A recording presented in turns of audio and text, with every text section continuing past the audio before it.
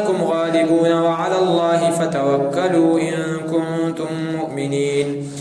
قالوا يا موسى إنا لن ندخلها أبدا ما داموا فيها فاذهب أنت وربك فقاتلا إنا هاهنا قاعدون. قال رب إني لا أملك إلا نفسي وأخي فافرق بيننا وبين القوم الفاسقين. قال فإنها محرمة عليهم 40 سنة يتيهون في الأرض فلا تأس على القوم الفاسقين. الله أكبر.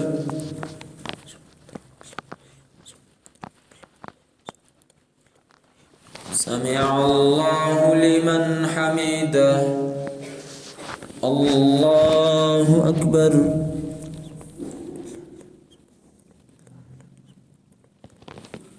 الله أكبر. الله أكبر.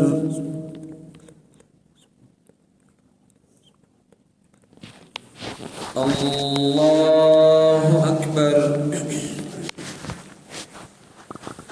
الحمد لله رب العالمين الرحمن الرحيم مالك يوم الدين إياك نعبد وإياك نستعين اهدنا الصراط المستقيم صراط الذين أنعمت عليهم غير المغضوب عليهم ولا الضالين.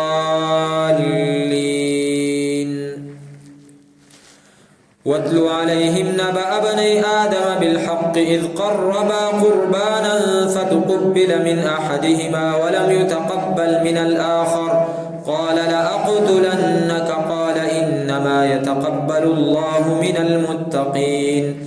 لئن بسطت إلي يدك لتقتلني ما أنا بباسط يدي إليك لأقتلك إني أخاف الله رب العالمين.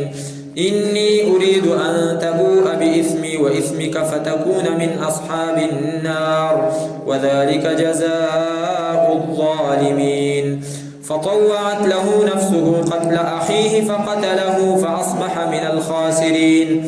فبعث الله غرابا يبحث في الأرض ليريه كيف يواري سوءة أخيه قال يا ويلتى أعجزت أن أكون مثل هذا الغراب فأواري سوءة أخي فأصبح من النادمين.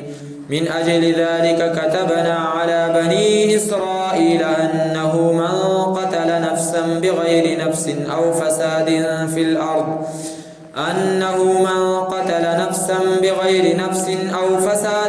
في الأرض فكأنما قتل الناس جميعا ومن أحياها فكأنما أحيا الناس جميعا. ولقد جاءتهم رسلهم بالبينات ثم إن كثيرا منهم بعد ذلك في الأرض لمسرفون. ولقد جاءتهم رسلنا بالبينات ثم إن كثيرا منهم بعد ذلك في الأرض لمسرفون. إنما جزاء الذين يحاربون الله ورسوله ويسعون في الأرض فسادا أن يقتلوا أو يصلبوا أو تقطع أيديهم وأرجلهم من خلاف أو ينفوا من الأرض ذلك لهم خزي في الدنيا ولهم في الآخرة عذاب عظيم. إلا الذين تابوا من قبل أن تقدروا عليهم فاعلموا أن الله غفور